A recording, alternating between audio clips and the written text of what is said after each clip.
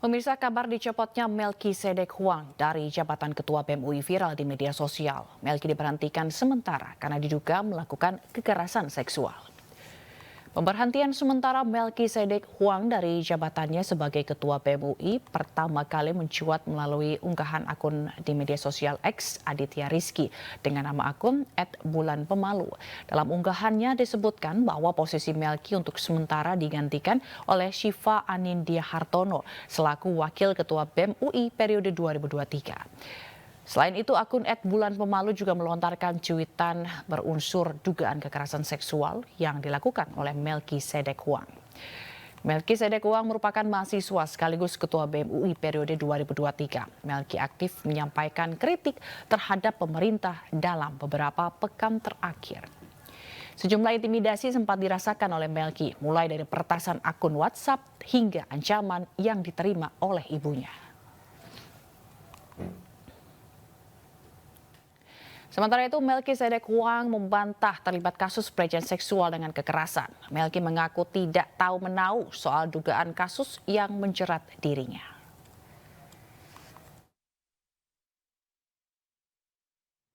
Melki Sedek Huang merupakan seorang mahasiswa dari Universitas Indonesia yang aktif menyuarakan kritik terhadap pemerintahan. Karena kritikannya tersebut, Melki mengaku seringkali mendapat intimidasi dari oknum yang mengaku aparat keamanan. Bahkan ibunda Melki juga tak luput dari upaya intimidasi.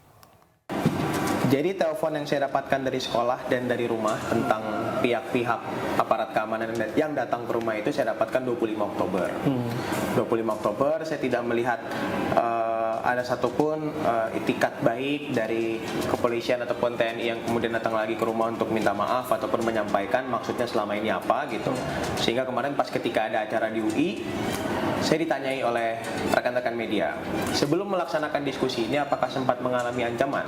Saya sampaikan bahwa sebelum mengadakan kultum kebangsaan ini, saya ditelepon oleh aparat keamanan, diminta untuk dibubarkan, dibatalkan, di-cancel acaranya, bahkan ada yang minta masukin aja ke ruangan atau online aja.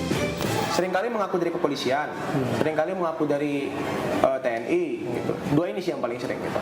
Biasanya apa yang mereka sampaikan? Mereka sampaikan bahwa acara MAS berpotensi untuk mengacaukan suasana, berpotensi untuk memanaskan situasi pemilu, berpotensi untuk kemudian ramai. Kami tidak suka dengan beberapa saya tahu karena ada seorang guru yang menelpon ke sekolah gitu, Mas. Ada yang mengatakan bahwa Melki ini ada yang ke sekolah nih, nyebutin nanya-nanya kamu gitu. Saya tahu ini biasanya kalau kami di Jakarta ini adalah upaya penyebaran rasa takut gitu kan. Saya langsung telepon ibu di rumah karena saya yakin ada sesuatu ini di Pontianak. Saya telepon ibu di rumah, ibu bilang, benar ada 2 orang ke rumah. Satu mengaku aparat TNI dari Babinsa, satu lagi tidak berseragam, berpakaian seperti warga sipil pada umumnya gitu. Pemirsa, pidato Menteri Perdagangan sekaligus Ketua Umum Partai Amanat Nasional Zulkifli Hasan saat acara Rakernas APPSI di Semarang, Jawa Tengah menuai polemik. Pasalnya, Zulkifli Hasan diduga melecehkan gerakan sholat saat berpidato di acara tersebut. Ada yang diam sekarang. Zulkifli Hasan, Menteri Perdagangan sekaligus Ketua Partai Amanat Nasional, menjadi pembicaraan publik usai pidatonya viral.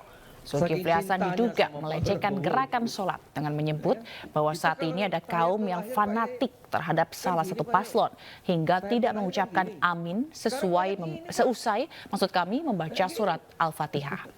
Begitu juga saat tahiyat akhir, Zulhas menyatakan bahwa ada orang-orang yang menunjuk yang tadinya 1 jari menjadi 2 jari. Hal ini diucapkan Zulhas saat membuka Rakernas Asosiasi Pedagang Pasar Seluruh Indonesia APPSI di Semarang, Jawa Tengah, Selasa kemarin. Akibat ucapannya tersebut, Forum Umat Islam Bersatu berencana melaporkan Zulkifli Hasan ke Barreskrim Polri dengan dugaan penistaan agama. Pak Sudaryono rame-rame, pedagang nggak dibelanja. Dari Forum Umat Islam Bersatu beserta beberapa ormas Islam yang ada di Jakarta akan melaporkan Zulkifli Hasan di Barreskrim Mabes Polri terkait viralnya video penistaan agama yang dilakukan oleh Zulkifli Hasan, di mana pada video tersebut Zulkifli Hasan menjadikan sholat sebagai ejekan, menjadikan sholat sebagai omongan yang tidak sesuai dengan apa yang semestinya disampaikan. Sehingganya kami menganggap bahwa pidato yang dilakukan oleh Zulkifli Hasan itu sangat menistakan agama Islam karena telah mempermainkan sholat. Komisi Pemberantasan Korupsi menetapkan Gubernur Maluku Utara Abdul Ghani Kasuba tersangka kasus korupsi. Selain diduga menerima suap, Abdul Ghani Kasuba disebut KPK juga memperjualbelikan jabatan di lingkungan pemerintahan Maluku Utara.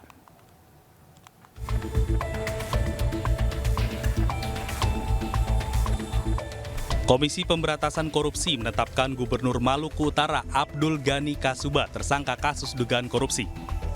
Abdul Ghani diduga menerima suap terkait proyek infrastruktur di Maluku Utara. Pimpinan KPK menerangkan nilai proyek infrastruktur tersebut mencapai 500 miliar yang bersumber dari APBN. Abdul Ghani diduga memerintahkan para bawahannya memanipulasi progres proyek agar seolah selesai di atas 50% untuk pencairan anggaran bisa dilakukan. Ghani juga diduga memperjualbelikan jabatan di lingkungan pemerintahan Maluku Utara. AGK dalam jabatannya selaku Gubernur Maluku Utara ikut serta dalam menentukan siapa saja dari pihak kontraktor yang akan dimenangkan dalam lelang proyek pekerjaan dimaksud. Untuk itu AGK kemudian memerintahkan AH selaku Kadis Perumahan dan Pemukiman, DI selaku Kadis PUPR, dan RA selaku Kepala BPPBJ untuk menyampaikan berbagai proyek di Provinsi Maluku Utara. Adapun besaran berbagai nilai proyek infrastruktur, jalan dan jembatan di Pemprov Maluku Utara mencapai pagu anggaran. Sebelumnya, Gubernur Maluku Utara Abdul Ghani Kasuba terjaring operasi tangkap tangan KPK di sebuah hotel di kawasan Jakarta Selatan dan di Ternate, Maluku Utara. Pihak yang OTT KPK di Maluku Utara yang semula berjumlah 15 orang kini bertambah menjadi 18 orang. KPK turut menetapkan Kepala Dinas Perumahan dan Pemukiman Maluku Utara berinisial AH, Kepala Dinas PUPR berinisial DI, Kepala BPPJ Malut, 2 ajudan Abdul Ghani berinisial RI dan ST dan KW dari pihak swasta. Dari Jakarta, Nisa Sahib, Rama Romadona, Wildan, iNews melaporkan. Mahkamah Konstitusi mengumumkan 3 nama anggota Majelis Kehormatan MK secara permanen. Permanennya keanggotaan MK telah disepakati secara aklamasi oleh 9 hakim konstitusi dalam forum rapat permusyawaratan hakim. Ketiga nama anggota MK permanen ini adalah Profesor Dr. Yuliandri, Dr. Idewa Gede Palguna, dan Dr. Haji Ridwan Mansur. Mereka akan menjabat sebagai anggota MK selama setahun ke depan. Dari 3 nama tersebut, Palguna sebelumnya pernah menjabat sebagai Ketua MK saat masih bersifat ad hoc ketika mengadili pelanggaran etik Hakim Konstitusi Guntur Hamzah. Ketiga hakim ini dinilai memenuhi 3 unsur, yaitu integritas, jujur, dan adil. Nantinya ketiga anggota MK yang telah dipilih akan dilantik dan mengucapkan sumpah pada 8 Januari 2024. Anggota MK ini telah disepakati secara aklamasi oleh seluruh hakim, jadi secara aklamasi bahwa anggotanya adalah 1 Profesor Dr. Yuliandri. Beliau adalah mantan Rektor Universitas Andalas Padang. Kemudian yang kedua itu adalah Bapak Dr. Idewa Gede Palguna, ya, beliau mewakili tokoh masyarakat. Dan 1 diambil dari hakim aktif sesuai dengan ketentuan undang-undang. Hakim aktif yang kemudian disepakati adalah hakim yang baru saja dilantik, yaitu Bapak Dr. Ridwan Mansur. Jadi itu 3 keanggotaan MK yang insya Allah pada tanggal 8 Januari 2024 akan dilantik.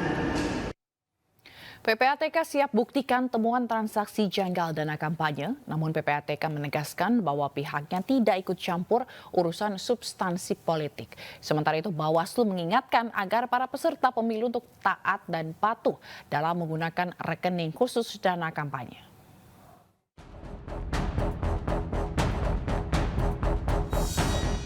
Transaksi janggal dengan nilai triliunan rupiah bahkan terendus di antara ribuan rekening calon anggota legislatif dan partai politik. Lonjakan tersebut diduga terkait kampanye peserta pemilu 2024 hingga 100%. Transaksi mencurigakan tersebut terlacak lebih dari 6.000 rekening peserta pemilu dan pengurus partai. Aliran dana di rekening para pengurus partai dan caleg bahkan tembus 1 triliun. Terkait temuan tersebut, PPATK siap bekerja sama dengan pihak manapun dan buktikan transaksi janggal dana kampanye. Namun PPATK menegaskan bahwa pihaknya tidak ikut campur urusan substansi politik. PPATK hanya fokus pada pencegahan tindak pidana pencucian uang. Rekening dari beberapa partai politik itu dan pihak terkaitnya justru melonjak secara tajam, bahkan di atas 100% dengan nilai lebih dari 1 triliun rupiah. Nah, ini yang unsur mencurigakan. Kami sebenarnya tak ikut campur substansi urusan politik yang ada. PPATK itu lebih fokus pada upaya untuk mencegah dan memberantas tindak pidana pencucian uang.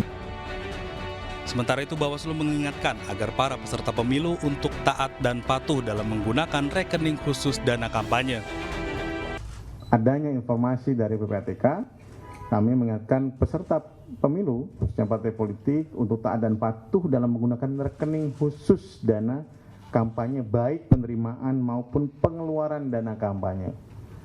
Kemudian, partai politik peserta pemilu termasuk calon anggota legislatif melakukan konsolidasi dalam pencatatan pemasukan dan aktivitas biaya kampanye melalui rekening. Dan untuk membahas lebih lanjut, kita telah terhubung dengan Dina Sulaiman, pakar geopolitik Timur Tengah Universitas Padjadjaran. Selamat malam, Ibu Dina.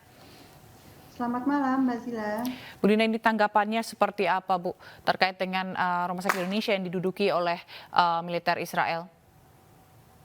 Ya, ini tentu sebuah pelanggaran hukum internasional ya, dan itu sejak sebelumnya ketika Israel mengebom Rumah Sakit Indonesia dan berbagai rumah sakit lainnya di Gaza, dan kemudian akhirnya memaksa pasien yang dalam keadaan sangat sulit harus pergi dari rumah sakit, memaksa rumah sakit untuk pergi dari rumah sakit itu, dan sekarang malah menggunakan Rumah Sakit Indonesia sebagai tempat perlindungan gitu ya, sebagai pangkalan mereka. Ini kan artinya mereka itu mengatakan mereka itu adalah pelaku dari apa yang mereka tuduhkan. Jadi mereka selama ini selalu menuduh, Israel selama ini selalu menuduh bahwa Hamas itu berlindung di rumah sakit, tapi tidak ada buktinya, tidak pernah ada buktinya. Tapi sekarang justru mereka yang melakukan hal yang sama ya. Jadi mereka yang menduduki rumah sakit, baik itu Rumah Sakit Indonesia dan ada lagi satu lagi Rumah Sakit Al-Auda kalau saya nggak salah. Yang Rumah Sakit Ibu dan Anak gitu ya. Tapi dengan hal ini apa yang harus dilakukan pemerintah Indonesia, Bu? Ya, saya pikir ini ya, kita punya keterikatan emosional yang sangat besar terhadap rumah sakit ini, karena ini adalah sumbangan rakyat Indonesia. Saya mengikuti sekali sejak awal ya, sejak masa-masa penggalangan itu ada anak-anak sekolah ya, celengannya mereka dikumpulkan sedikit demi sedikit, disumbangkan, ibu-ibu, rakyat biasa gitu ya, bukan orang-orang yang ada yang orang kaya, tapi banyak sekali orang-orang biasa yang menyisihkan harta mereka sedikit-sedikit untuk membangun rumah sakit ini. Dan sekarang Israel terlihat sama sekali tidak peduli pada seruan pemerintah Indonesia. Pemerintah Indonesia sudah sejak awal melakukan seruan agar dilakukan kejahatan senjata, agar dilakukan penghormatan terhadap hukum internasional, tapi kan tidak didengar. Artinya pemerintah Indonesia perlu mengungkapkan sikap yang lebih keras lagi ya, karena ini sudah pelecehan juga kan terhadap bangsa Indonesia. Oke, lebih keras dalam arti seperti apa, Bu, menurut Bu Dina? Langkah tegas, langkah keras yang harus kita lakukan seperti apa? Iya, ada hal-hal yang lebih berdampak saya pikir ya. Ya baru-baru hari ini Malaysia misalnya itu sudah mengumumkan melarang kapal-kapal Israel untuk berlabuh di pelabuhan Malaysia. Nah itu kita kan juga bisa meniru itu ya. Jadi selama ini kita hanya berseru, mengecam ya dengan verbal kita seruannya. Saya pikir ada yang bisa kita lakukan yang lebih berdampak lagi untuk memberikan tekanan ekonomi kepada Israel. Baik, baik. Lalu kalau misalnya kita lihat Bu Dina, saat ini serangan Israel juga telah menyerang kamp pengungsian dan rumah sakit gitu ya. Bahkan tenaga kesehatan ini menjadi target serangan. Dan ini mungkin melanggar hukum internasional. Kenapa belum ada tindakan yang pasti? Iya, penegakan hukum internasional itu siapa? Ya, siapa yang bisa menegakkan hukum internasional? Kan pertanyaannya itu seharusnya adalah PBB, gitu ya. Nah, masalahnya tindakan yang berdampak, misalnya mengirim pasukan perdamaian, misalnya itu harus diputuskan oleh Dewan Keamanan PBB. Jadi pasukan perdamaian yang diterjunkan ke medan perang untuk memaksa semua pihak menegakkan hukum internasional. Nah itu keputusannya ada di Dewan Keamanan PBB. Tapi Dewan Keamanan PBB kita tahu ada hak veto. Nah, dan Amerika Serikat terus-menerus menggunakan hak vetonya untuk menggagalkan resolusi-resolusi PBB yang dianggap oleh Amerika Serikat merugikan Israel. Nah, ini kan jadi pertanyaan besar, kalau PBB yang seharusnya menegakkan hukum internasional tidak berdaya gitu ya, dan terus-menerus dijegal oleh Amerika Serikat yang memberikan dukungan penuh kepada Israel, artinya perlu dipilih jalan lain gitu ya, atau artinya kita perlu berjuang melalui saluran-saluran lain. Yang sekarang sedang berlangsung itu adalah memberikan tekanan-tekanan publik. Jadi publik di berbagai negara, terutama juga di Amerika Serikat sendiri itu terus-menerus ya, mereka datang ke kantor parlemen, mereka datang ke depan Gedung Putih, mereka juga mendatangi politisi-politisi untuk terus menekan agar kebijakan luar negeri Amerika Serikat bisa berubah gitu ya. Kan sekarang ini kebijakan luar negeri Amerika Serikat sangat pro Israel. Gimana supaya berubah ya? Opsinya adalah di tekanan publik ini, di opini publik dan di gerakan masyarakat. Tapi akankah ini berhasil Bu kalau kita lihat selama ini seruan-seruan, bahkan Perdana Menteri Israel juga sudah dituntut, mereka di demo dan segala macam gitu, tapi belum ada tindakan yang pasti terkait dengan perang ini. Ya, upaya untuk menghentikan kejahatan rezim Zionis di Palestina terhadap warga Gaza itu kan dilakukan dari berbagai lini ya. Yang kalau orang Palestinanya sendiri itu terus berjuang, sekarang terjadi pertempuran di darat gitu kan, dan kemudian juga ada banyak bantuan juga dari sisi ini ya, misalnya di Lebanon itu terjadi perang juga yang memberikan banyak kerugian kepada Israel. Kemudian di Yaman itu juga melakukan pemblokiran ya, penghalangan masuknya kapal-kapal yang mau menuju Israel. Nah itu kan akan memberikan tekanan yang sangat besar kepada perekonomian Israel. Dan kemudian di Irak juga milisi-milisi Irak itu menyerang pangkalan militer Amerika Serikat. Nah itu memberikan tekanan kepada Amerika Serikat. Itu dari sisi di lapangan ya, di Timur Tengahnya. Tapi secara global itu juga ada gerakan-gerakan boykot, ada gerakan aksi demo, dan juga misalnya ada di pelabuhan-pelabuhan di berbagai negara, misalnya di Amerika Serikat itu aktivis-aktivis itu menghalangi senjata yang ada di kapal yang akan menuju ke Israel, itu mereka beramai-ramai berusaha menghalangi kapal itu. Nah itu upaya ini kalau terus-menerus kita berharap akan tereskalasi dan ujungnya tekanan kepada Israel semakin berat dan tidak bisa ditahan lagi oleh Israel sehingga akhirnya menghentikan perangnya terhadap bangsa Palestina. Oke, Bu Dina, kalau kita ngomongin global, peperangan ini juga melibatkan beberapa negara lain begitu ya, bahkan melebar seperti salah satunya perebutan laut antara Yaman dan juga Israel. Tanggapan Anda seperti apa? Apakah nantinya akan melibatkan lebih banyak negara lagi? Sejauh ini Amerika Serikat sudah memberikan respon ya terhadap tindakan Yaman, militer Yaman yang memblokade kapal-kapal yang mau lewat Babul Mandab ya, Selat Mandab yang di Laut Merah itu, yang mau menuju ke Israel. Nah sekarang pertanyaannya adalah apakah Amerika Serikat dengan koalisi yang dibentuknya itu bisa menekan Yaman untuk menghentikan ini ya, blokadenya di Laut Merah itu. Nah kalau pihak Yaman sendiri kan mengatakan tidak akan berhenti ya sampai perang di Gaza berhenti gitu ya. Sampai Israel menghentikan serangannya, mereka akan terus menghalangi kapal-kapal yang akan menuju ke Israel. Nah perhitungannya adalah ketika seandainya Amerika Serikat menyerang Yaman, pertama Yaman itu sudah diserang itu sudah sejak 2015 dan tidak bisa dikalahkan ya, sampai hari ini mereka terus bertahan. Jadi dari sisi kekuatan Yaman itu sudah teruji 8 tahun ya, diserang terus oleh koalisi Arab Saudi dan Uni Emirat Arab yang di belakangnya ada Amerika Serikat. Tapi yang di koalisi yang terbaru ini menariknya Arab Saudi dan Uni Emirat nggak mau ikut. Karena Yaman juga sudah punya kartu truf juga. Kalau seandainya Arab Saudi dan Uni Emirat Arab ikut dalam koalisi Amerika Serikat yang baru dibentuk ini, maka ladang-ladang minyak mereka nggak akan aman. Jadi ada kartu truf yang dipegang juga oleh kelompok Ansarullah di Yaman ini. Sehingga saya pikir masih akan saling bertahan gitu ya. Baik, Bu Dina, ini kita tahu perang sudah berlangsung hampir bahkan 2 bulan lebih gitu ya.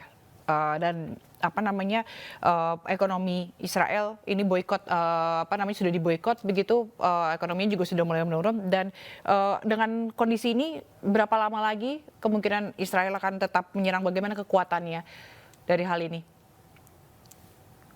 Saya sendiri tentu tidak bisa memprediksi ya, tapi kelihatan ke arah bahwa ini akan perubahan itu mulai terlihat dari sisi misalnya media-media Israel sendiri sudah semakin terbuka membongkar peristiwa 7 Oktober. Ya.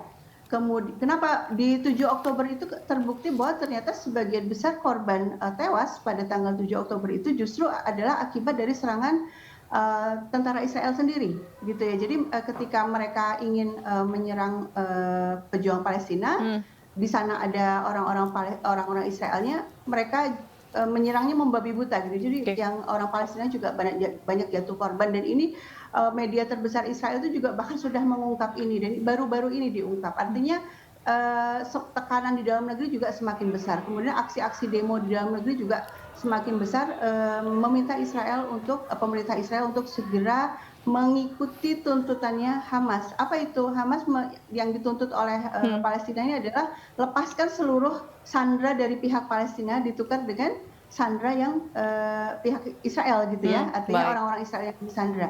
Nah, kemudian juga di pemerintah Amerika Serikat sendiri nadanya juga sudah berubah ya.